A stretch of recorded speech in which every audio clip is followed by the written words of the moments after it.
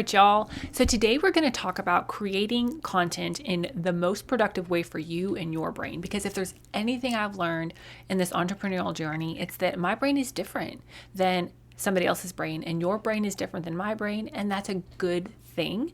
We're all uniquely made in the image of God. But I truly believe that when you figure out a system that works for you, y'all need to go with it. But sometimes it takes a hot minute to figure out something that works for you because you've only ever seen what somebody else is doing. So today I'm going to walk you through 5 different content creation approaches to help you ultimately create better content and do it in less time. So get ready to take some notes and be prepared to try some things, change some things, and really optimize your content creation process. Hey there, fellow entrepreneur. Welcome to Simple SEO and Marketing with me, Faith Hannon. Do you want to grow your business with organic marketing and finally feel like you can understand SEO? Are you scouring the internet for how to get more website traffic, SEO for dummies, and how to market on Pinterest? Have you tried to grow your business with SEO and blogging only to get frustrated and quit because it's overwhelming and too time consuming? Been there. Hey, I'm Faith Hannon, Jesus lover, copywriter, blogger, wife, wrangler of tiny humans, and barrel racer. And let me tell you, I didn't have time to waste sorting through SEO and keyword strategies that either didn't work or were so over my head I couldn't understand them. I honestly thought that SEO and blogging only worked for people with a PhD in tech jargon and a whole team of employees, until I learned these secrets. Good SEO strategies don't have to be complicated, and creating and marketing great content doesn't have to take more than a couple hours a week total. So pop in those earbuds, slam some coffee, and let's grow your business with simple organic marketing and a healthy dose of biblical encouragement along the way.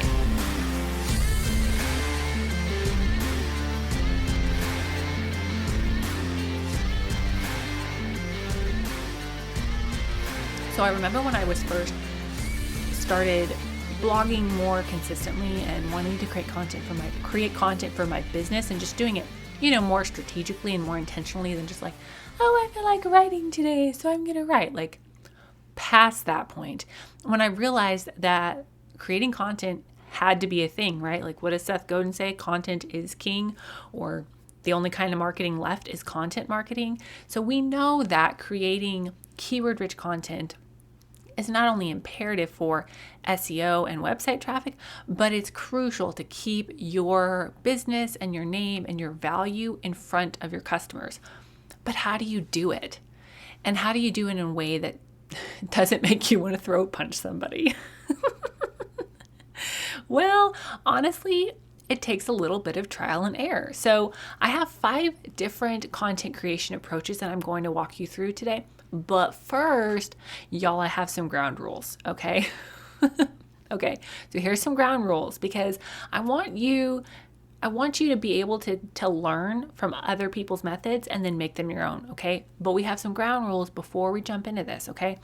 First ground rule, whatever you do, give it more than one go unless you just absolutely, utterly loathe it and hashtag cannot do it, okay? Give it more than one go, okay? The number 2 ground rule to all of this is you need to write it down. Whatever you do, include links to the whole process, right? Like write down what the process is so that you don't have to like rethink about it. Whatever this new thing that you're trying is, or whatever the thing that you're trying that I'm recommending is. So write it down so that you don't have to reinvent the wheel every time. And then I want you to make notes of what you like and what you don't like. These don't necessarily have to be written down notes. They can be mental notes, but pay attention to what parts of the process you enjoy, what parts of the process you hate, okay? And then I want to talk about this a little bit. It's okay, totally okay, to start with the bones of somebody else's content creation system and exactly how they run things. But know that ultimately you will probably need to make it your own or tweak it or change it just a little bit, okay? And then here's a huge one for you. It's going to save you a boatload of time. And I know this because I made this mistake. Don't try to build out your whole content creation process within your project management system until you have it ironed out. So let me tell you what I mean by this. When I first was like, oh, I've got to make this more systematic, I've got to save time. Like when I first started trying to like really optimize my processes and my systems, I just like would jump into a project management system and try to put all my process in there without like actually having the process mapped out. And I would jump into ClickUp and try to figure out ClickUp, and I would jump into Asana and try to figure out Asana or Trello, or, just that's pretty much all I tried until I found my true love. But I would jump into those things and I would put a bunch of time into learning the system or downloading templates or trying to figure out how to make it work. And then I would get frustrated because I didn't actually have my own content creation system figured out. So here's what I want you to do. Instead of trying one of these methods and automatically working it into your MeisterTask or ClickUp or Asana processes, y'all, I just want you to write it down on paper. I want you to keep it simple. Write down what you're doing on paper. Put that shiny little piece of paper up on your desk so you can see it, right? And you're not having to reinvent the wheel. But I don't want you to try to integrate this into your project management system only to figure out you don't like it and then have to change it in 3 days, okay? All right, so content creation methodology numero uno, all right? And I think is probably the most common. And this is batching from start to finish. Now, what I mean by batching, I mean doing more than one of the thing from start to finish. Okay, that would mean, oh, I need to produce 2 podcasts today, so I'm going to come up with the idea, write the outline, do the podcast, publish it, create the promotion, do all of the things in one day, publish it or set it up to be published. That would be batching from start to finish. And then if I did more than one of those, that would be like a true batching, right? That's probably what I see the most people doing, is like just the start to finish, do the whole thing all in one sitting, even if they don't do more than one. Okay, that is one way to do it. And if you are somebody that you like the same thing at the same time every day, and you have the rigidity in your structure like that, like you know that you're going to get to work from 9 to 5 days a week, then that really might be a good method for you, because you know that you can do the same thing, the same time, every day, every week, every month of every year. If that's you, then just having a content creation day from start to finish might really be beneficial for your consistency, right? Now, that's not how I work, because that's not how my life is. That's not how my schedule is, all right? But it might work for you. And if that's you, then I want you to go ahead and consider trying creating content like that. Now, the second methodology to creating content is this: batching one piece of the puzzle. Now, I have an entire podcast on this, episode 26, on how to save time and batch work the right way. I'm a huge fan of batching like this, batching one piece of the puzzle. Now, what do I mean by this? I mean, one day I will sit down and I will plan out a whole bunch of stuff. Now, plan out a whole bunch of podcasts is what I mean. So I'll sit down and I'll plan out a whole bunch of podcasts, or I'll plan out a whole bunch of content for my client in one setting. And then another day I'll sit and I will write out a bunch of content for that client, or I will create a bunch of podcasts for myself, right? I'm doing a bunch of one piece of the puzzle. And then the next, batch would be maybe uploading all of those things or creating all of the marketing graphics for all of those things, right? Batching one piece of the puzzle, right? I love batch working like this. It just works really well for my brain. I get in the flow, I get in the zone, and then I just hammer out stuff so much more efficiently. This is how I work the best, in combination with a few other things that I'm going to teach you, okay? Now, method number 3, ladies, is to cycle sync your content. So I'm planning on doing some podcasts on this, possibly with a guest, we shall see. But in case you don't know this, ladies, you have different strengths during different phases of your cycle. yay and not so yay sometimes. But if you've ever noticed that there's some days that you're like, man, I'm just so good with words today, versus other days when you like can't string a sentence together to save your life, that's because probably you are in different phases of your cycle during those 2 different days. And you're not, some days words come easy and other days you got to work a little harder. Been there, done that. Now, when I am creating content and I'm in a good flow and I'm ahead of things and I have all my ducks in a row and all my poop in a group, then what I try to do is plan my content out during follicular phase, create a lot of content during ovulation and early luteal phase, and then I analyze, do the publishing and all of that during late luteal phase and menstrual phase. Okay, I might have missed a phase in there. That's not where my brain was supposed to be for this podcast. So please don't send me hate emails if you're like, you misspoke or you didn't say it. It's okay. We'll do the whole breakdown another day. But I just wanted to give you that idea. If you're like, oh, that's why my words no worky today. So know that cycle syncing your content is a legit content creation method that you can work into your workflow.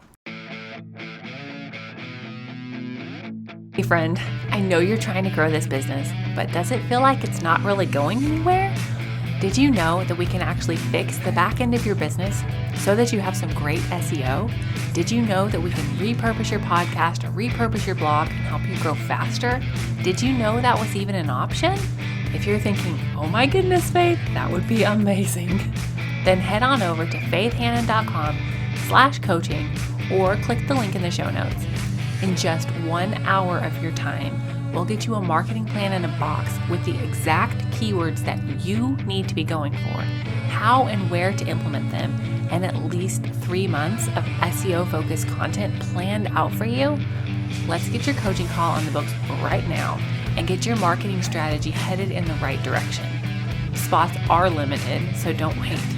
And I cannot wait to help you finally get the breakthrough you've been waiting for and jumpstart your business dream back to life.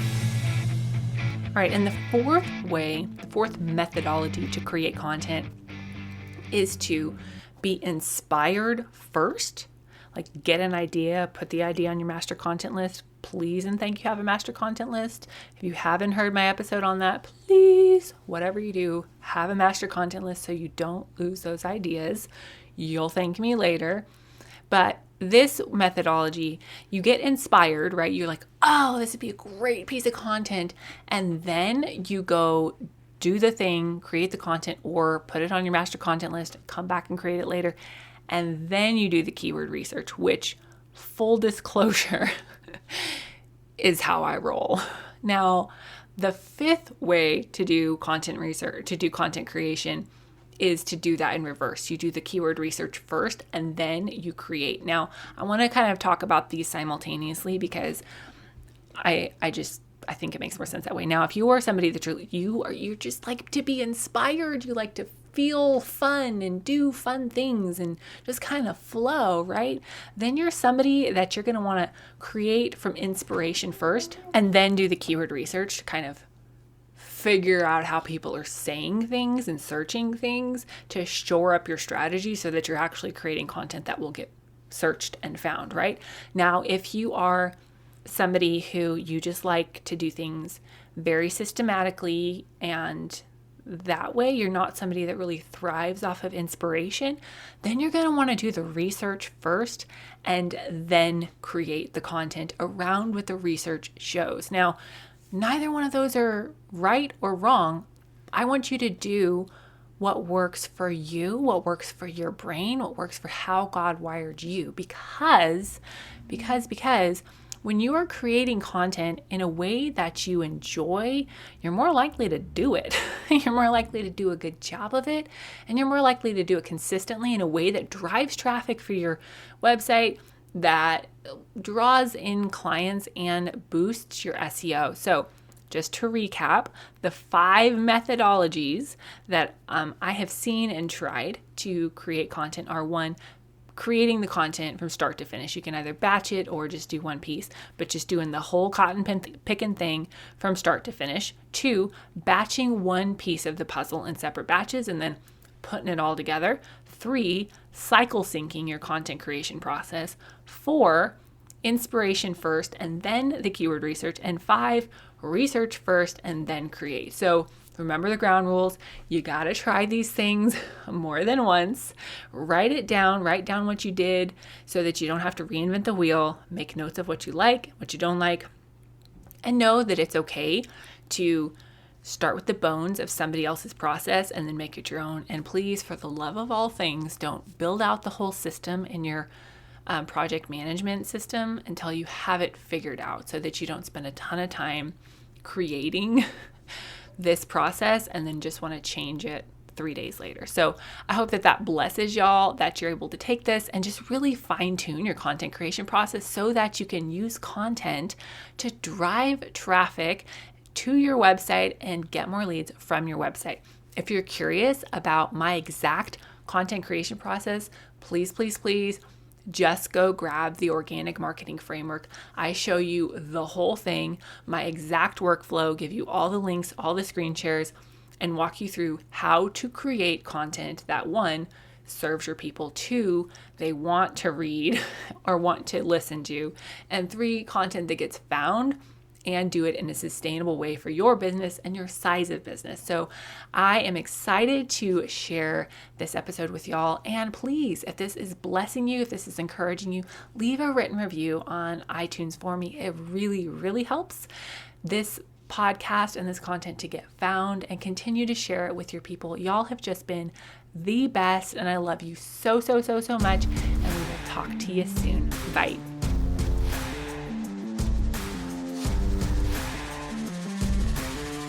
Thank you so much for listening in today. Hopefully this episode gave you some really tangible tips for better SEO and marketing to get more leads and more sales from your website. If it did, can I ask you a quick favor?